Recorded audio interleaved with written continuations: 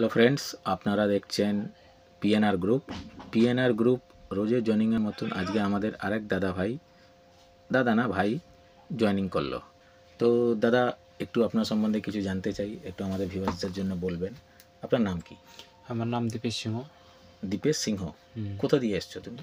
আমি ওয়েস্ট বেঙ্গল মেরদাও থেকে আসছি। ওয়েস্ট বেঙ্গল, উত্তর দিনাজপুর থেকে। তো এখানে এসে আপনি কি দেখলেন?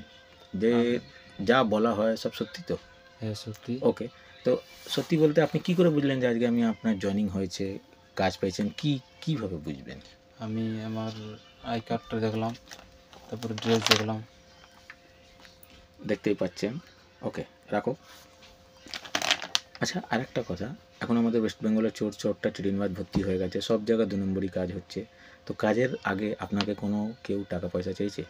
না, কোনো অরিজিনাল কোনো ডকুমেন্ট চেয়েছে? না চাইনি। আমি যা দিয়েছি আমি স্বেচ্ছা দিয়েছি। না, আপনি ডকুমেন্ট কি দিয়েছেন? আমি ডকুমেন্ট দিয়েছি আধার কার্ড, জেরক্স। না, জেরক্স দিয়েছেন তো? হ্যাঁ, অরিজিনাল কিছু দেননি? না, অরিজিনাল কিছু দিইনি। অরিজিনাল কোথাও দেবেন না। অরিজিনাল যে চায় তারা ভাববেন ফেক।